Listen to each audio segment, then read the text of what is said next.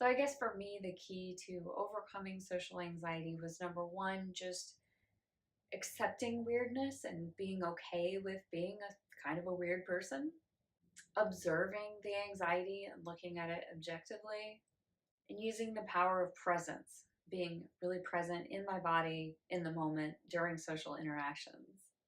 My name's Annie, and I'm a miserable cow. These are my adventures in transcending bullshit.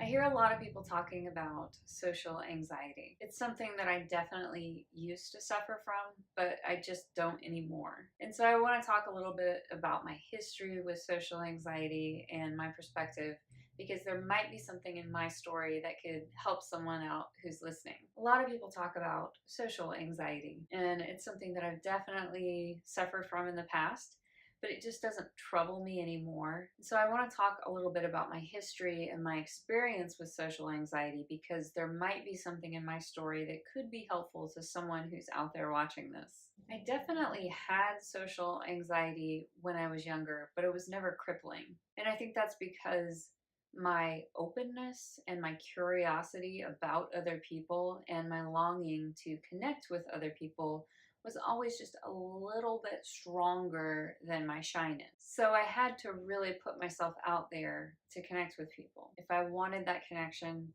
I just had to endure the discomfort of social interactions in order to get that prize. I wouldn't call myself shy really at all, more just socially awkward. I'm a very open person, not super shy, but definitely insecure and awkward, and I'm still like that today. But the thing is, even though I'm still socially awkward a lot of the time, it just doesn't really bother me. So it's not that I don't have social anxiety, it's just that I don't suffer from it. I'm not bothered by it. I wish I could pinpoint the moment when social anxiety really ended for me, but I'm not sure. It just kind of faded away. But I think it partially had to do with just getting super comfortable with being a weirdo. And I was reminded of this recently when a client of mine mentioned something. I'm a massage therapist, and this is a client who I've been seeing for over 10 years, so we're pretty close at this point. And she was talking about her stage fright, that she loves to sing, but she has some performance anxiety.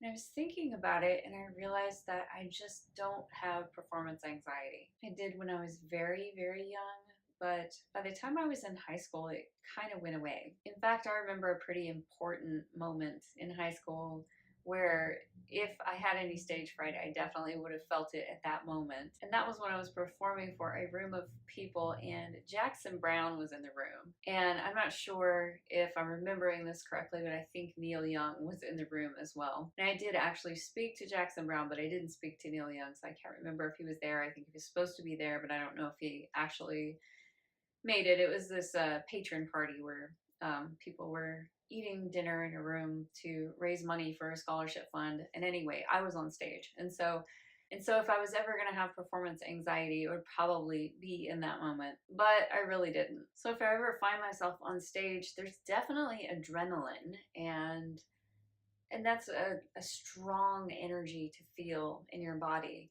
But I think it just depends on how you label it. You could label that as nervousness, or you could label it as excitement.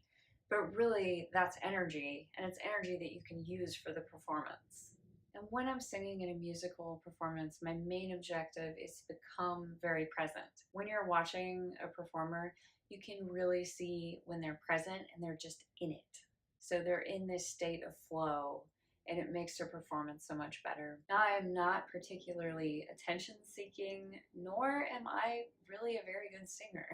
Singing is just something that I found myself doing off and on throughout the years on stage, and it's a joyful activity, and I'm somewhat proficient at it.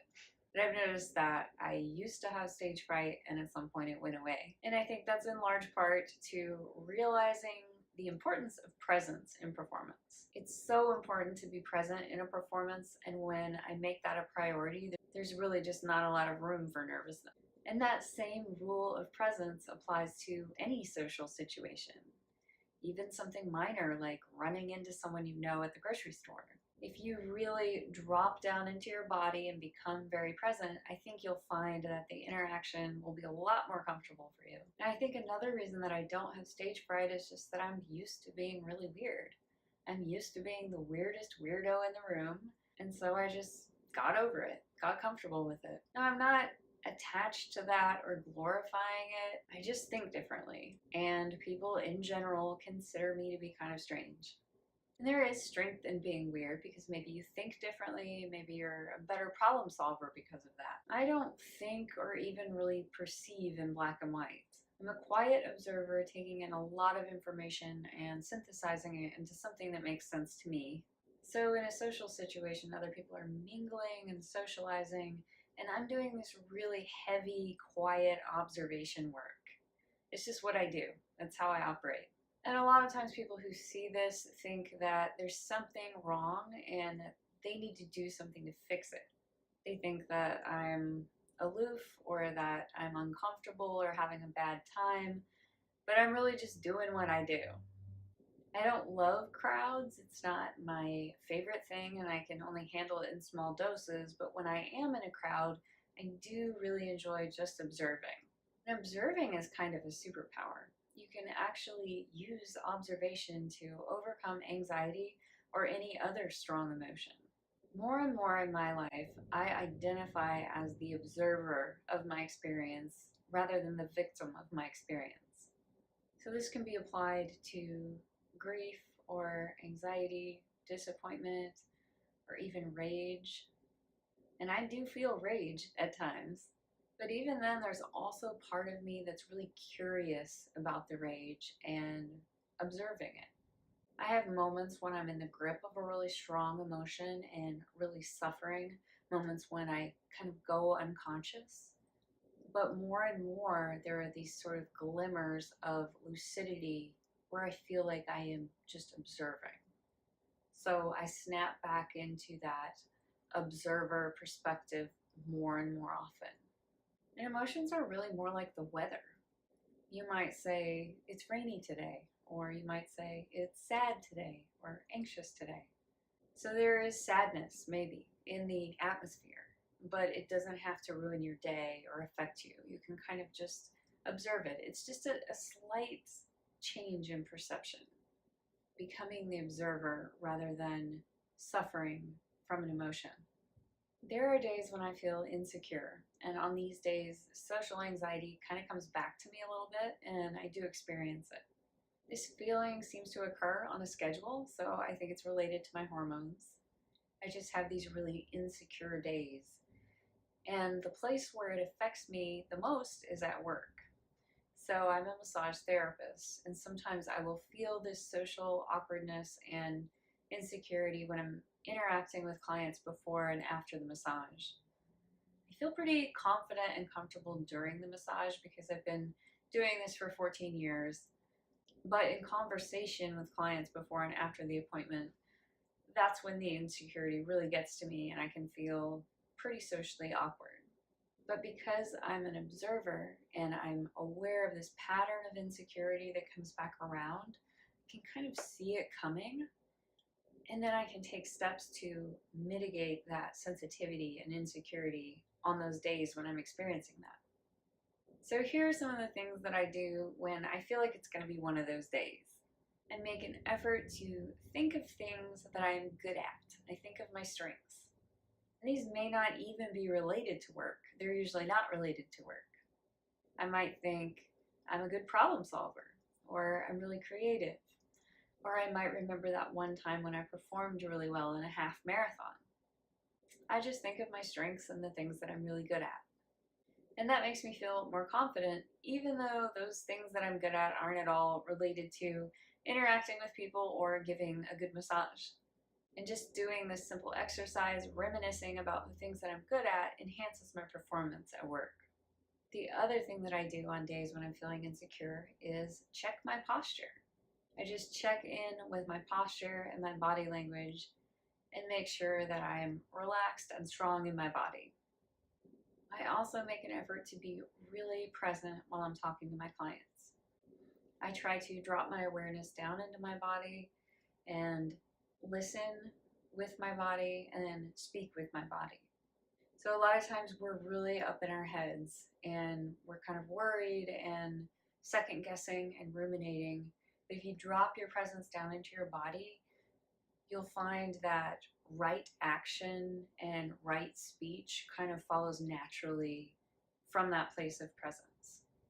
And all of these techniques, I think all three that I just mentioned, are written about in a book by Amy Cuddy called Presence. And this book really talks about the power of presence and how it can transform you socially and make you more effective and help you in situations of social anxiety.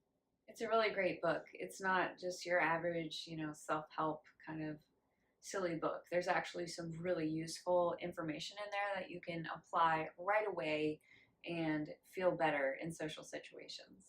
So I will put a link in the description. Just becoming more comfortable in my body in general has made me less socially awkward over time. I remember when I was younger feeling really self-conscious in my body. I really noticed this when I was, for example, walking in a crosswalk, because all the cars are stopped.